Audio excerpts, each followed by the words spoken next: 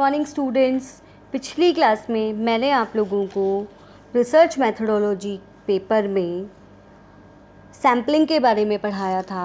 और सैम्पलिंग, साक्षात्कार मतलब निदर्शन, साक्षात्कार, अनुसूची, प्रश्नावली, यह सभी सामाजिक अनुसंधान में तथ्य संकलन के लिए विशिष्ट प्रविधियों के रूप में जाने जाते हैं। और इसी क्रम में मैं आप लोगों को आज उपकल्पना पढ़ाऊंगी। उपकल्पना को अंग्रेज़ी में हाइपोथेसिस कहते हैं। हाइपोथेसिस किसी भी अनुसंधानकर्ता के द्वारा जब किसी शोध समस्या का चयन कर लिया जाता है तो चयन के पश्चात उसका एक नमूना बनाया जाता है या उसका एक प्रोग्राम बनाया जाता है, जिसके आधार पर शोधकर्ता के द्वारा अपनी शोध को आगे बढ़ाया जाता है और उसके माध्यम से ऐसे निष्कर्ष निकाले जाते हैं जो पूरे समग्र पे, पूरे समाज पर लागू किया जा सके और जो समाज के लिए उपयोगी भी हो। सामाजिक अनुसंधान में अनुसंधान समस्या के चयन के पश्चात उस समस्या से संबंधित शोधकर्ता का सामान्य अनुमान कुछ न कुछ समाधान लेकर सामने आता है और यही अनुमान प्राक्कल्पना या उपकल्पना कहलाता है। सामाजिक घटनाओं के अध्ययन में उपकल्पनाओं का निर्माण, उनका प्रयोग, उनकी उपयोगिता अनुसंधान का एक महत्वपूर्ण पक्ष है। किसी भी सामाजिक घटना के वैज्ञानिक अध्ययन में अनुसंधानकर्ता वस्तुतः एक कदम भी आगे नहीं बढ़ा सकता जब तक कि वह अपना अनुसंधान कार्य उपकल्पना से प्रारंभ न करे। उपकल्पना के बिना शोध की दिशा एवं विषय वस्तु का निर्धारण नहीं किया जा सकता। शोधकर्ता के लिए यह आवश्यक है कि वह आंकड़ों के संकलन और अवलोकन के लिए अपनी कल्पना या अनुभव या अन्य किसी स्रोत के आधार पर तर्क वाक्य का निर्माण करे और शोध के दौरान इसका परीक्षण करे। यही तर्क वाक्य उपकल्पना कहलाता है।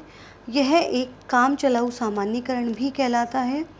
तो सामाजिक अनुसंधान में शोधकर्ता के द्वारा अपने शोध से पूर्व एक योजना बनाई जाती है और उस योजना के आधार पर स्टेप बाय स्टेप शोधकर्ता अपने अनुसंधान को आगे बढ़ाता है। इसी को उपकल्पना कहा जाता है। यदि शोधकर्ता के द्वारा अपने शोध विषय से संबंधित उपकल्पना का निर्माण नहीं किया जाता तो उसे अपने शोध को आगे बढ़ाने में बहुत समस्याएं आ सकती है। उपकल्पना की परिभाषा करते हुए गुडे एवं हैट ने अपनी पुस्तक मेथड्स इन सोशल रिसर्च में कहा है, उपकल्पना भविष्य की ओर देखती है। यह एक तर्कपूर्ण वाक्य है जिसकी वैधता की परीक्षा की जा सकती है। यह सत्य भी सिद्ध हो सकती है और असत्य भी।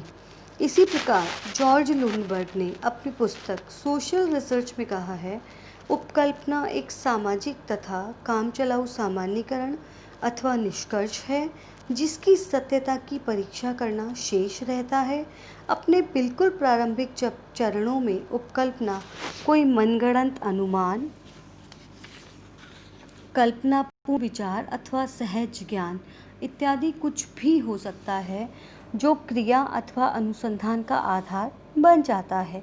इसी प्रकार E.M. बोगार्ट्स ने अपनी पुस्तक सोशियोलॉजी में कहा है, परीक्षित किया जाने वाला तर्क वाक्य एक उपकल्पना है। F.N. कर्लिंजर के अनुसार उपकल्पना दो या अधिक चल राशियों अथवा चरों के संबंधों का कथन है। उपरोक्त परिभाषाओं के आधार पर यह कहा जा सकता है कि उपकल्पना एक ऐसा कार्यकारी तर्क वाक्य, पूर्व विचार, कल्पनात्मक धारणा या पूर्वानुमान होता है जिसे अनुसंधानकर्ता अनुसंधान से पहले निर्मित करता है। शोध के दौरान शोधकर्ता इसकी सत्यता की परीक्षा करता है। यदि उपकल्पना शोध में दिए गए तथ्यों के आधार पर प्रमाणित हो जाती है तो वह धीरे धीरे एक सिद्धांत के रूप में स्थापित की जा सकती है। इससे आगे हम बात करते हैं उपकल्पना की विशेषताओं की। उपकल्पना की विशेषताओं में उपकल्पना सरल एवं अध्ययन विषय के अनुरूप होनी चाहिए। उपकल्पना शोधकर्ता को तथ्य संकलन में सहयोगी होनी चाहिए। उसमें अवधारणात्मक स्पष्टता होनी चाहिए। उपकल्पना शोध समस्या से विशिष्ट होनी चाहिए। उपकल्पना की सत्यता की जांच वास्तविक तथ्यों के आधार पर की जानी चाहिए। उपकल्पना उपलब्ध पद्धतियों के अनुरूप होनी चाहिए और उपकल्पना का वैज्ञानिक वस्तुनिष्ठ होनी चाहिए, मतलब वैज्ञानिक आधार पर खरी उतरनी चाहिए। उपकल्पनाएं पूर्व निर्धारित सिद्धांतों पर आधारित होनी चाहिए। उपकल्पना अध्ययन समस्या का पर्याप्त उत्तर होनी चाहिए, मतलब अध्ययन समस्या का उत्तर देने के लिए उपकल्पना का निर्माण किया जाना चाहिए। उपकल्पना की विशेषताओं के बाद हम उपकल्पना के आयाम के बारे में पढ़ेंगे, या ये मान लीजिए कि इसमें किन किन चरणों का ध्यान रखा जाता है। तो उसमें सामान्यता, मतलब शोध समस्या से संबंधित होनी चाहिए।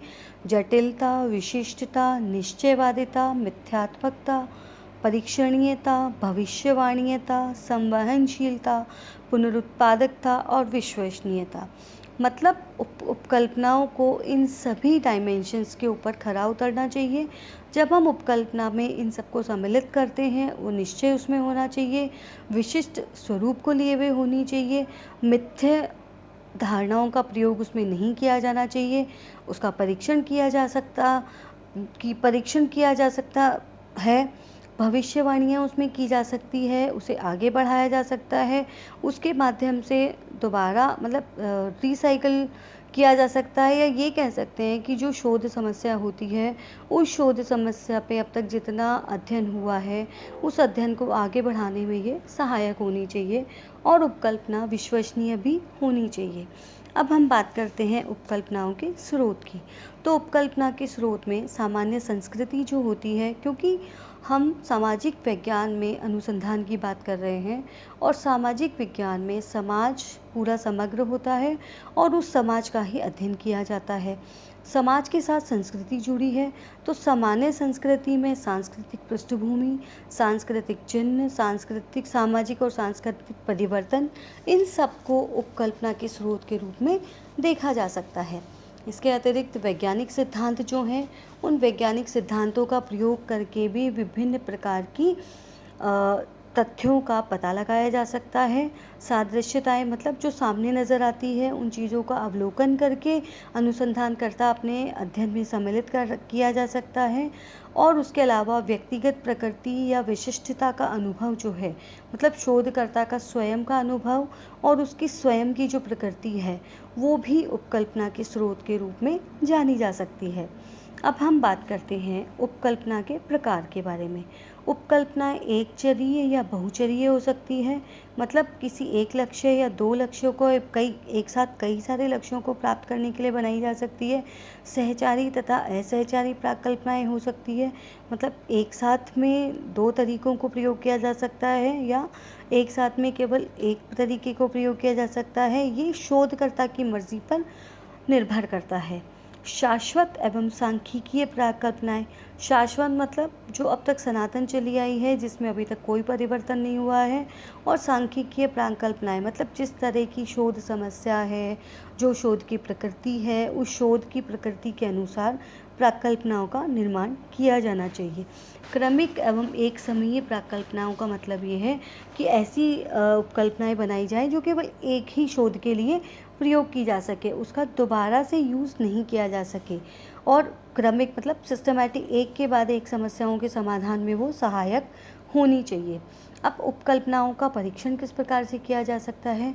तो उपकल्पना का परीक्षण करने के लिए परिणामों का निगमन किया जा सकता है, निदर्शन आकार का निश्चय किया जा सकता है, परीक्षण का चयन अथवा निर्माण किया जा सकता है कि भाई जो भी शोध से संबंधित आंकड़े एकत्रित किए गए हैं, उन्हीं मतलब प्रश्नों को दूसरे उत्तरदाताओं से पूछा जाए, और अगर दोनों के जवाब सेम आते हैं या इक्वल होते हैं तो वो अपने आप ही उसका परीक्षण हो जाता है। प्रयोग अथवा अवलोकन, मतलब उपकल्पना का परीक्षण प्रयोग और अवलोकन के माध्यम से किया जा सकता है। शून्य उपकल्पना का निर्माण किया जा सकता है, सांख्यिकीय परीक्षण का चुनाव किया जा सकता है, सार्थकता स्तर का निश्चय करके उपकल्पना का परीक्षण किया जा सकता है, क्रांतिक क्षेत्र अथवा अस्वीकृत क्षेत्र का निश्चय, मतलब जो स्वीकृत क्षेत्र नहीं है उससे आगे बढ़ कर के भी मतलब शोध से संबंधित डेटास का कलेक्शन किया जा सकता है। उसके अलावा निर्णय लेना भी इसमें संभव होता है। अब हम बात करते हैं सामाजिक अनुसंधान में उपकल्पना का महत्व एवं उपयोगिता। उपकल्पना अध्ययन में निश्चितता स्थापित करती है, मतलब उपकल्पना के निर्माण के बाद जो शोधकर्ता है वो शोधकर्ता निश्चित हो जाता है और निश्चित होकर अपने अध्ययन को आगे बढ़ाने में लग जाता है या जुट जाता है। उपकल्पनाएं अध्ययन क्षेत्र को सीमित करने में सहायक होती है। एक बार जब व्यक्ति अपनी उपकल्पना का या योजना का निर्माण कर लेता है शोधकर्ता, तो फिर उसके अध्ययन क्षेत्र सीमित हो जाता है और उसको पर्टिकुलर उसी एरिया में जा कर के अपनी विभिन्न प्रणालियों का प्रयोग करना होता है। अब उपकल्पनाएं अनुसंधान की दिशा निर्धारित करती है। उपकल्पना अनुसंधान के उद्देश्य को स्पष्ट करती है। उपकल्पना उपयोगी तथ्यों के संकलन में सहायक होती है। उपकल्पना तर्कसंगत निष्कर्षों में सहायक होती है। उपकल्पना निष्कर्ष निकालने में सहायक होती है और इसी प्रकार उपकल्पना सिद्धांतों के निर्माण में भी योगदान देती है। अब हम बात करते हैं एक श्रेष्ठ उपयोगी उपकल्पना की विशेषताओं की। जो उपकल्पनाएं अवधारणात्मक दृष्टि से स्पष्ट होनी चाहिए, मतलब बिल्कुल क्लियर होनी चाहिए, शोधकर्ता और उत्तरदाता दोनों के समझ में आनी चाहिए। उपकल्पना का संबंध आनुभविक प्रयोग सिद्धता से होना चाहिए, मतलब उपकल्पना का जब प्रयोग किया जाए तो पहले उसको अनुभव किया जाए, उसकी सत्यता की परीक्षा की जाए और उसके बाद ही उपकल्पना का मतलब प्रयोग किया जाना चाहिए।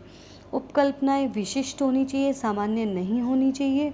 उपकल्पना का संबंध उपलब्ध प्रविधियों से होना चाहिए कि जो शोध के लिए हमारे पास उपलब्ध प्रविधियां हैं उनसे अलग उपकल्पना का निर्माण नहीं किया जाना चाहिए। शोधकर्ता के द्वारा जिन पद्धतियों का प्रयोग किया जा रहा है, जिन प्रविधियों का प्रयोग किया जा रहा है, उन्हीं के आधार पर उपकल्पना का निर्माण भी होना चाहिए। उपकल्पनाओं का संबंध सिद्धांत समूह से होना चाहिए। उपकल्पना आसान और सरल होनी चाहिए जो अध्ययन विषय को रोचक, सहज और आसान बना दे।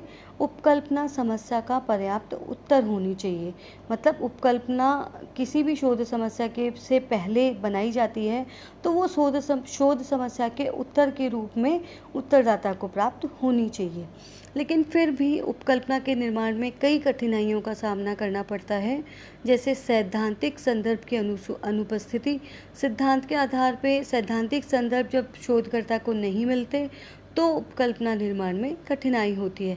सैद्धांतिक संदर्भ के आवश्यक ज्ञान का अभाव, सैद्धांतिक संदर्भ के तर्कपूर्ण प्रयोग का अभाव और अध्ययन प्रविधियों की विविधताएं भी इसमें पाई जाती है। तो इस प्रकार जब शोधकर्ता अपनी शोध को आगे बढ़ाने के लिए उपकल्पना का निर्माण करता है तो उसे कई समस्याओं का सामना करना पड़ता है, लेकिन फिर भी उपकल्पना के महत्व को, सामाजिक अनुसंधान को आगे बढ़ाने में कम नहीं माना जा सकता। उपकल्पना अनुसंधानकर्ता को अनुसंधान को आगे बढ़ाने में सहायता प्रदान करती है और सबसे बड़ी बात यह है कि उपकल्पना की सत्यता की परीक्षा भी की जा सकती है और अगर वो असत्य होती है तो उस उपकल्पना को अपने अध्ययन में सम्मिलित नहीं किया जा सकता। लेकिन उपकल्पना निर्माण के समय शोधकर्ता पूरी तरह से अपनी शोध समस्या, अपने क्षेत्र, अपने अध्ययन क्षेत्र के लोगों के रहन सहन, उनके स्तर, उनके लेवल, उन सब चीज़ों को देखकर, अपनी शोध समस्या के आकार को देखकर, अपनी शोध समस्या की जटिलता को देखकर ही अपनी उपकल्पना का निर्माण करता है। तो इस प्रकार उपकल्पनाएं सामाजिक अनुसंधान में बहुत ही उपयोगी माध्यम सिद्ध होती है शोध को आगे बढ़ाने के लिए। धन्यवाद।